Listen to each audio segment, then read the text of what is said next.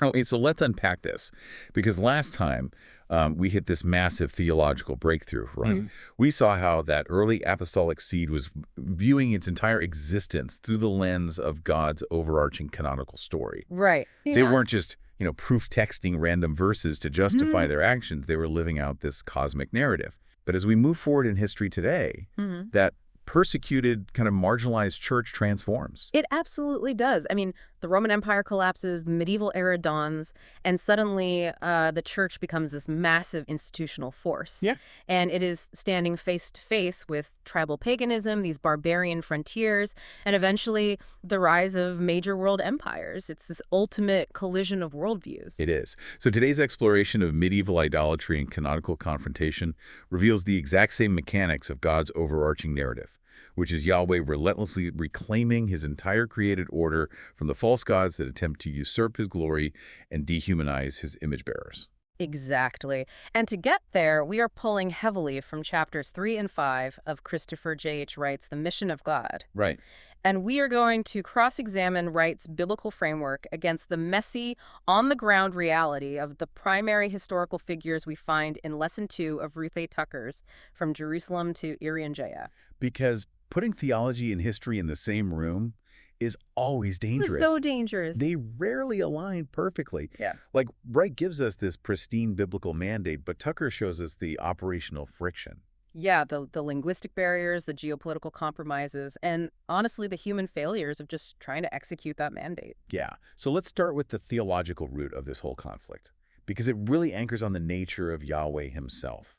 And Wright spends chapter 3 essentially tearing down our modern assumptions about ancient religion. He really does. If you look at the ancient Near Eastern deities and, later the Greco-Roman gods, their entire identity was tied to geography. Right. Highly localized. Yeah, exactly. You had a god of the valley, a god of the river, a god of this specific city-state. Right. They were fundamentally territorial. So the prevailing logic of the ancient world was if city A conquered city B, it meant city A's god was literally physically stronger than city B's god. Which makes Yahweh's self-revelation a complete structural anomaly. A total anomaly. He doesn't claim a zip code. Right. He reveals himself through massive, undeniable historical acts that just cross all territorial boundaries. I mean, think about the Exodus. When he rescues Israel, he is actively dismantling the Egyptian pantheon on their own turf. Yeah. Taking them out one by one. Exactly. And then later, when he sends Israel into exile, he isn't being defeated by the Babylonian god Marduk. No, not at all. He is actively using the Babylonian Empire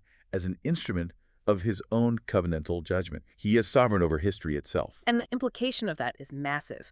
Because Yahweh is not localized, mission fundamentally begins with God making himself known. It's the knowledge of Yahweh expanding so that the ethne actually recognize his supreme sovereign reality. The Israelites aren't just walking into a new territory suggesting some alternative philosophical idea. They're declaring the ultimate reality of the universe. And that declaration inherently demands a confrontation. It demands a confrontation with whatever false realities those cultures have built. Which brings us to Wright's chapter 5, right? Yeah. Wright breaks down this confrontation brilliantly by exposing the biblical paradox of idolatry.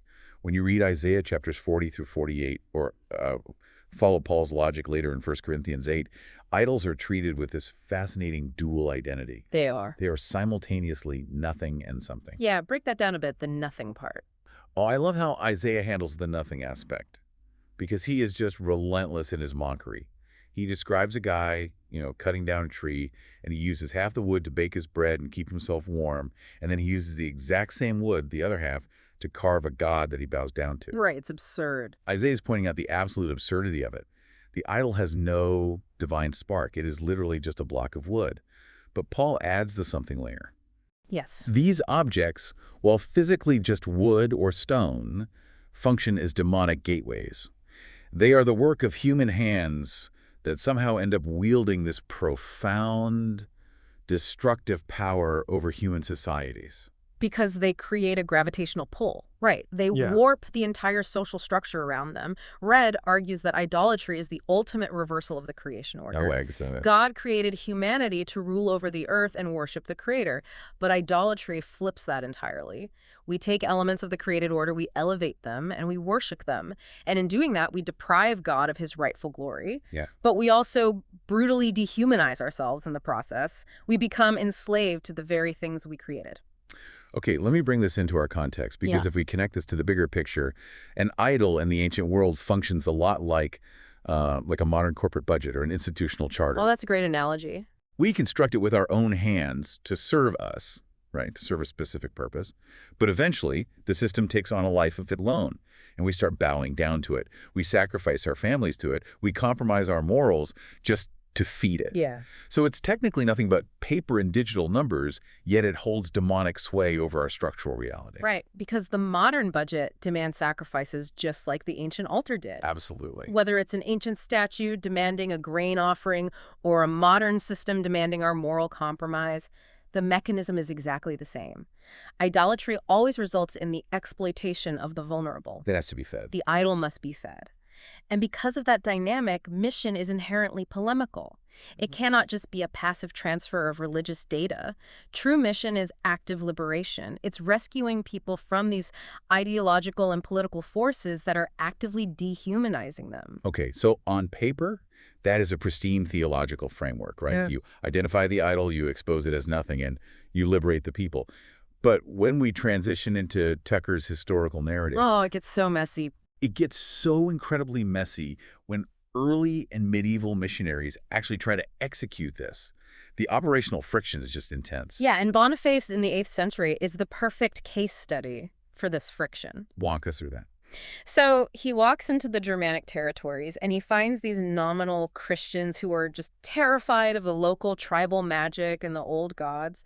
And he realizes that preaching another sermon isn't going to break the psychological stronghold that the thunder god has on these people. Right.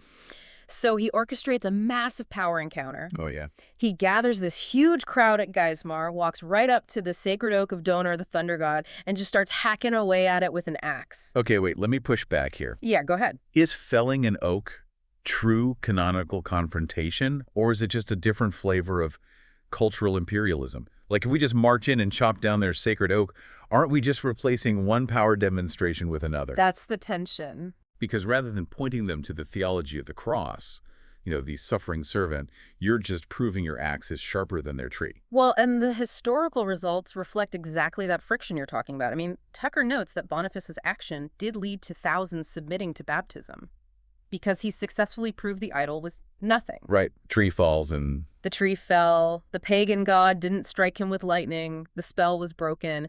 It aligns perfectly with Wright's chapter 5. But you are highlighting the massive limitation of this method. You cannot chop your way into a transformed worldview. No, you can't. Force produces behavioral compliance. It doesn't produce a transformed heart. Which is why the contrast with Ansgar is so important, right? Yes. Because Ansgar heads into Scandinavia shortly after Boniface, but he doesn't use the axe. Not at all. Ansgar takes a remarkably slower, much less violent approach. He establishes schools. He literally buys the freedom of enslaved people to demonstrate the liberating nature of the gospel. He focuses on long-term presence rather than these immediate, dramatic power encounters. Now, the Scandinavian mission was grueling, and he saw far fewer immediate converts than Boniface's work did. Right. But it exposes the historical reality that relying on intimidation usually just drives the idolatry underground. So Boniface shows the limits of physical force. Mm-hmm. To actually change a heart, the people need to understand the message in their own cultural language. Exactly. And that created a massive crisis for the medieval church, didn't it? Because they were absolutely obsessed with keeping the gospel locked in Latin. Yeah, that brings us right to Cyril and Methodius in the 9th century. Okay.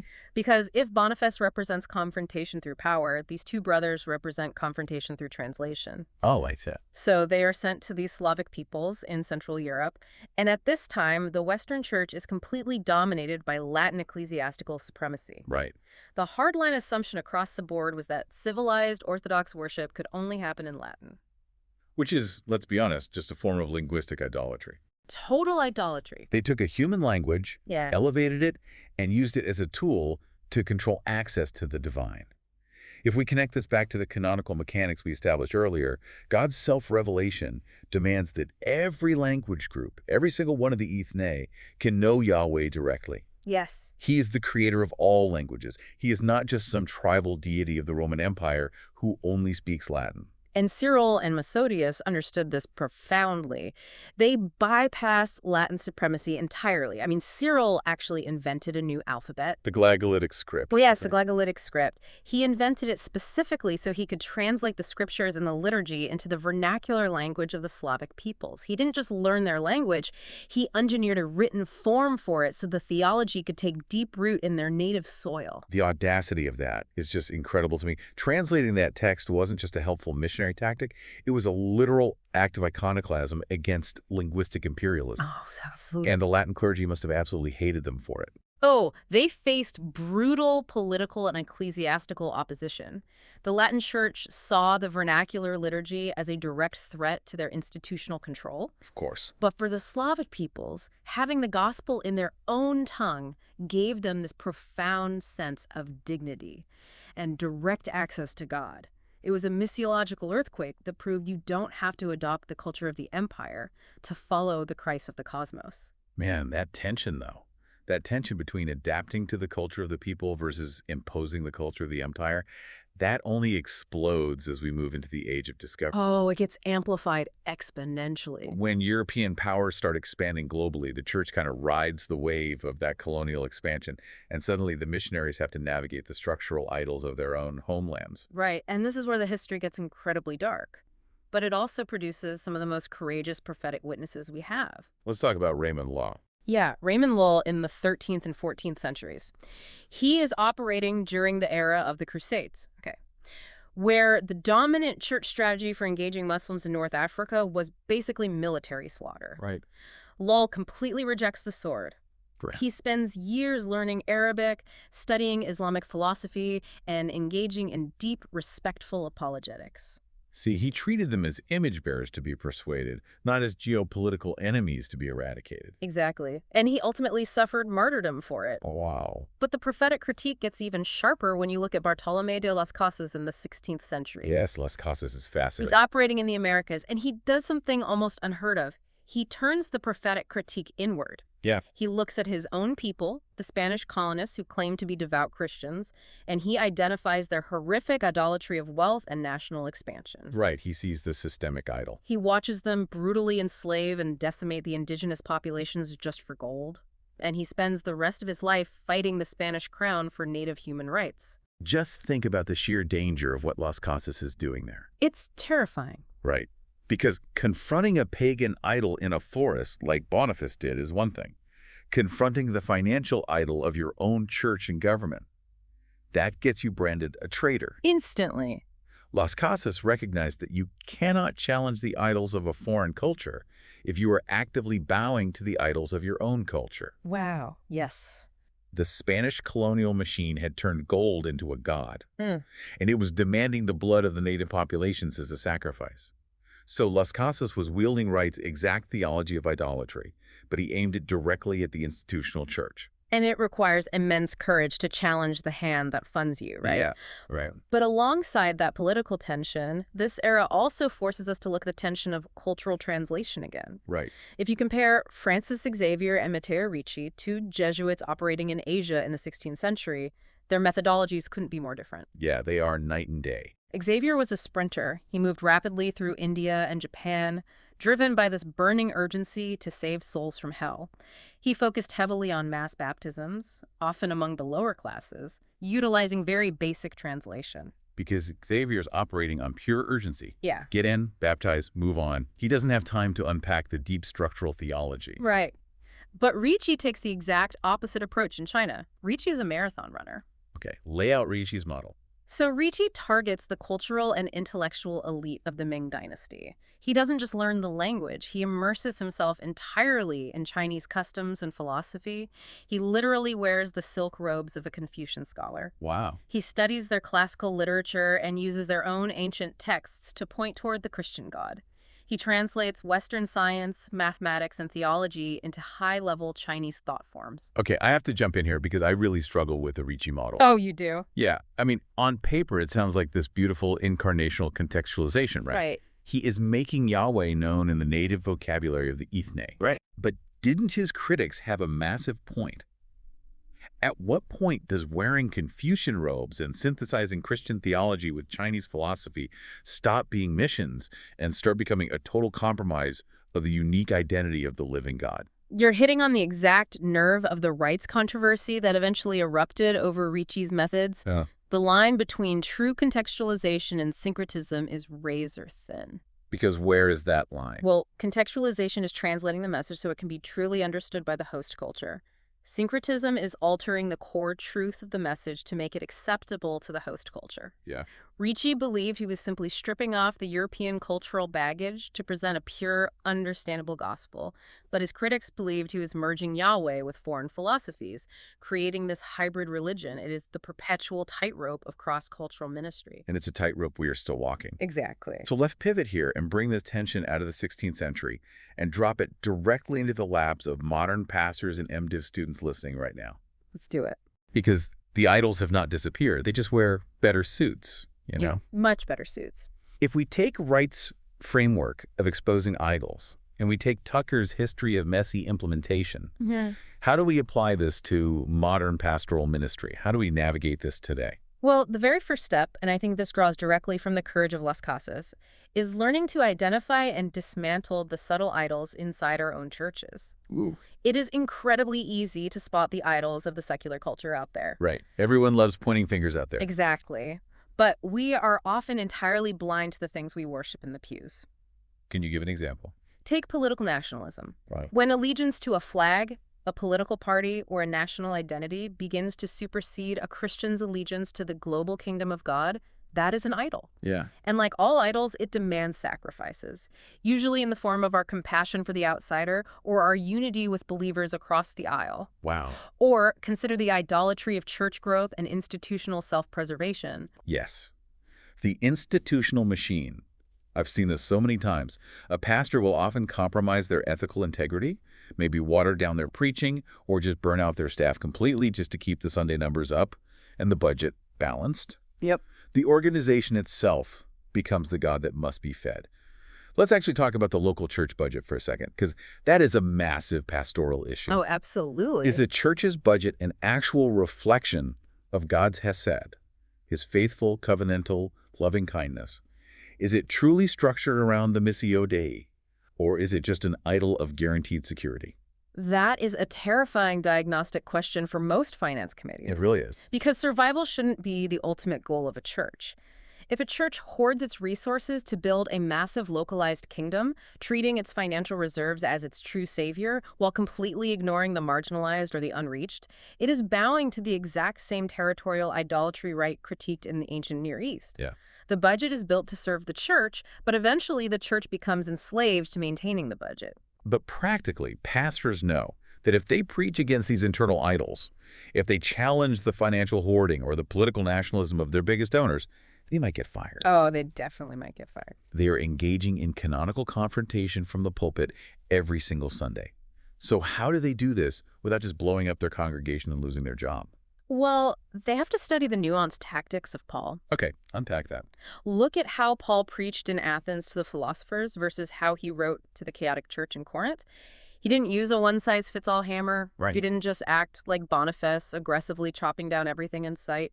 Pastors today have to confront modern idolatries like radical consumerism or extreme individualism by exposing the idol as structurally nothing, just like Isaiah did. Yeah. But while possessing the deep pastoral empathy to acknowledge the very real, terrifying hold it has on their congregations' lives, it requires both a piercing prophetic critique and immense, immense patience.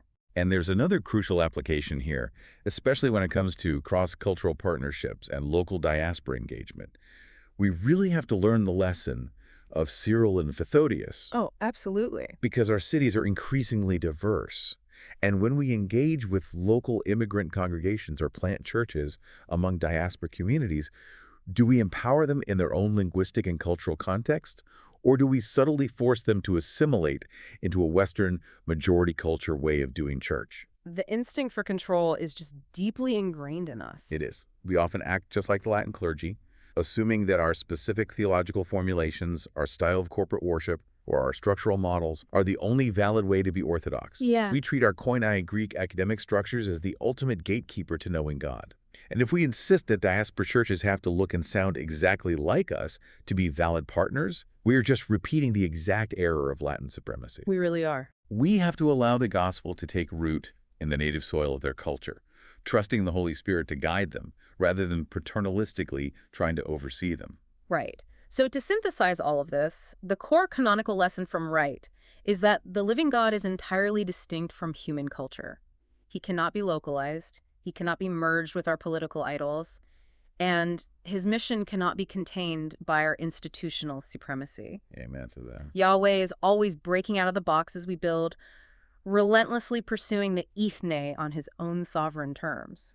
And the historical lesson we draw from Tucker is that true, lasting conversion is a messy, deeply incarnational process.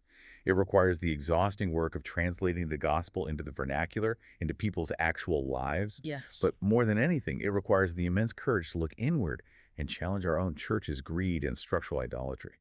So here's something to mull over before our next deep dive. I'm ready. We all easily applaud Boniface for chopping down the pagan oak tree in the history books. But if a prophet walked into your church today to chop down your most sacred, localized idol, would you recognize them as a messenger of Yahweh, or would you call church security? Oh, wow. That's heavy. It really makes you evaluate where your allegiances lie. It does. And next time, we're going to carry this exact tension forward into the era of the Great Century. Okay. We'll be looking at the missiological earthquakes caused by William Carey and Hudson Taylor. We will dive into Wright era's theology of the people of mission, and we'll analyze the excruciating personal costs, the logistical failures, and the family fractures detailed in Tucker's history that really fueled the modern Protestant advance. I can't wait for that. Thanks for joining us on this deep dive.